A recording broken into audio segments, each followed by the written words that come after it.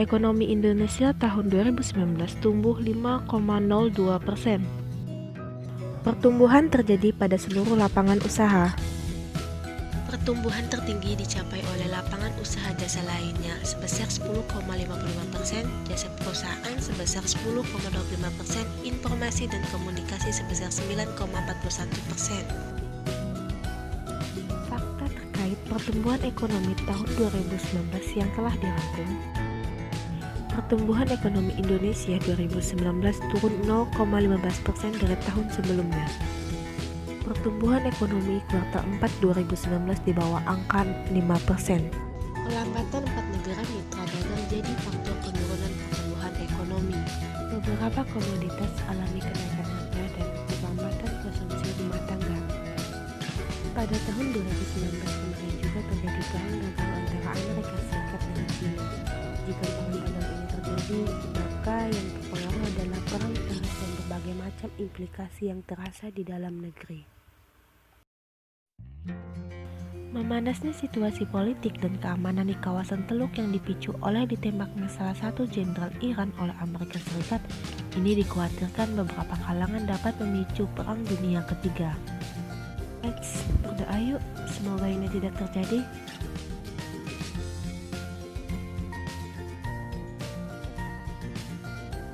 Tahun 2020, dunia digempakkan dan hadirnya virus COVID-19.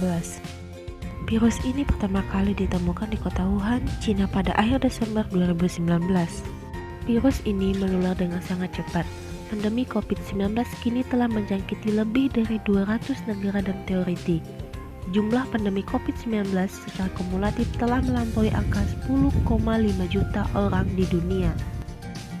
Indonesia menyumbang lebih dari 50.000 kasus dan menjadi yang terbanyak di kawasan Asia Tenggara. Peningkatan kasus yang tinggi dan penyebarannya semakin meluas membuat berbagai negara memilih untuk mengunci negaranya, bisa disebut dengan karantina wilayah atau lockdown. Namun langkah ini terbilang sangatlah mahal bagi perekonomian, dengan lebih dari 3 miliar orang terkurung di rumah masing-masing. Aktivitas ekonomi pun cenderung mandek, bahkan mati suri. Alhasil, konsekuensinya adalah disrupsi pada rantai pasok dan pelemahan permintaan yang menjadi pukulan ganda bagi perekonomian.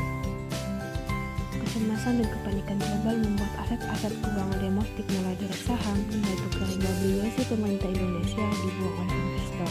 Outflow besar-besaran terjadi pada saat pandemi. Ini menjadi sinyal awal bahwa krisis terjadi. Pasar biasanya memberikan alarm bahaya bahwa akan terjadi guncangan terhadap perekonomian. Seiring dengan berjalannya waktu, kasus semakin melonjak dan meluas, membuat sebagian besar wilayah Indonesia menerapkan PSBB sejak April lalu. Hal ini berpengaruh pada kegiatan ekspor dan impor Indonesia. Kegiatan perdagangan luar negeri Indonesia akhirnya terganggu seperti yang tercermin pada anjloknya ekspor dan impor pada April dan Mei lalu.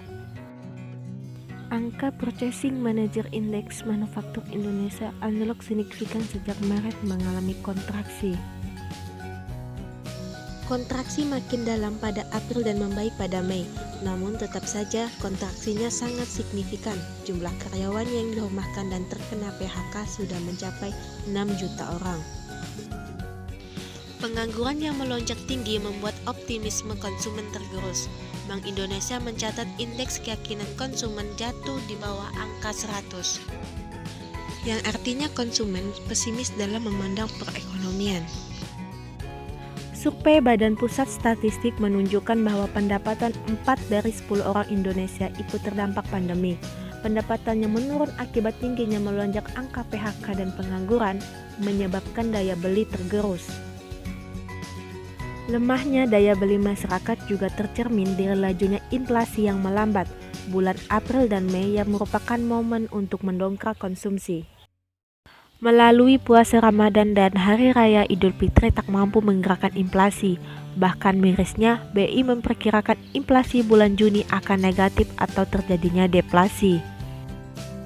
Belajar dari pengalaman sebelumnya, dunia pernah terhantam krisis besar di tahun 1998 dan 2008. Akibat krisis ini, sejumlah negara mengalami gangguan akibat resesi ekonomi. Salah satu yang ikut terimbas adalah Indonesia.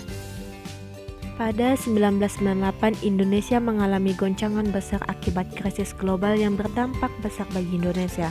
Gejolak ekonomi yang cukup besar ini berujung pada jatuhnya rezim Orde Baru pimpinan Presiden Soeharto. Sedangkan pada 2008 nasib Indonesia lebih beruntung sebab krisis yang berasal dari Amerika tersebut, fondasi ekonomi Indonesia cenderung lebih kuat sehingga selamat dari terjangan resesi ekonomi dunia. Berdasarkan RPJMN 2020-2024, pertumbuhan ekonomi ditargetkan meningkat rata-rata 6% per tahunnya hingga 2024. Angka ini akan diawali dengan target pertumbuhan ekonomi sebesar 5,3% pada tahun 2020. Sementara itu, menurut perhitungan Bappenas, angka pertumbuhan ekonomi akan mencapai tingkat 6% pada tahun 2023, tepatnya 6,3% dan menyentuh 6,8% pada tahun 2024. Sementara dari sisi pemerintah, Menteri Keuangan Sri Mulyani Indrawati memaparkan, kinerja perekonomian hingga akhir tahun diproyeksi akan tumbuh di kisaran minus 0,4% hingga 1%. Angka tersebut jauh lebih rendah dari proyeksi perekonomian skenario berat yang sebelumnya sempat beliau sebutkan, di mana perekonomian masih bisa tumbuh 2,3% hingga akhir tahun. Penurunan batas proyeksi pertumbuhan ekonomi hingga akhir tahun menjadi 1% dilakukan dengan pertimbangan kontraksi akan terjadi cukup dalam pada kuartal 2 tahun ini.